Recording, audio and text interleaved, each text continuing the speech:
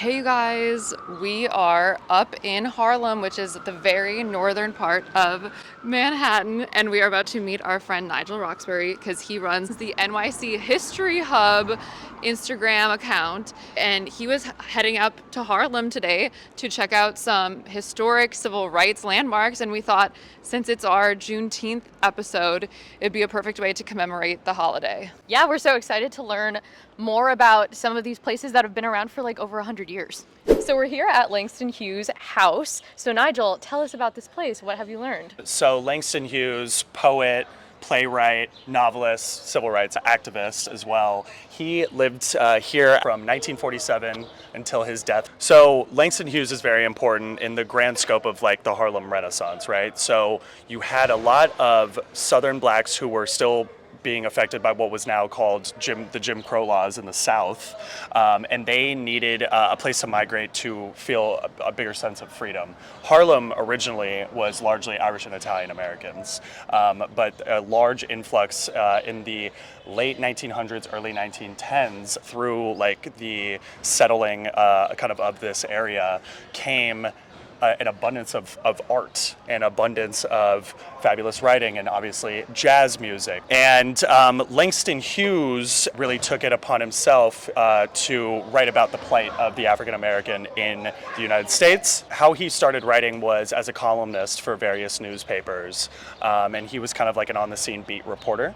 And he was just seeing discrimination left and right, obviously, in the United States. He also lived through it, being from Joplin, Missouri, and coming to New York through his voice really was an empowering figure to African Americans, not only in Harlem, New York City, but around the world. So, Nigel, now we're at Mother Zion Church, which we understand is super historic, so tell Correct. us a little about that. 1796. First of all, this is the 6th iteration of this church. This is not the original from 1796, pretty sure.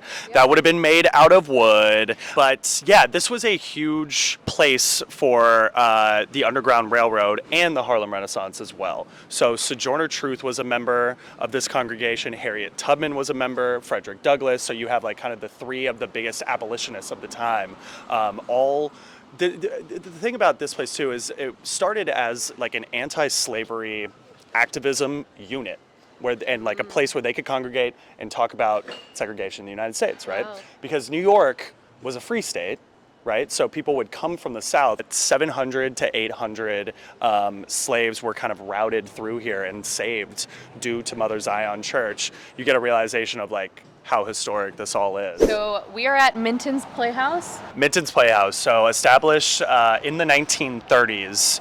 Really what Minton's is known for is establishing a genre of jazz called bebop jazz. It's largely improvisational.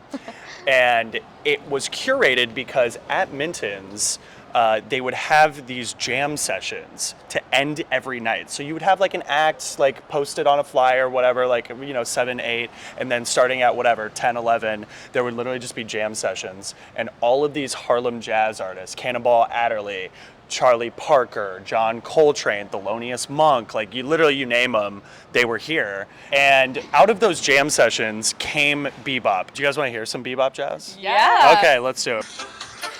Really fast, aggressive, almost dancey.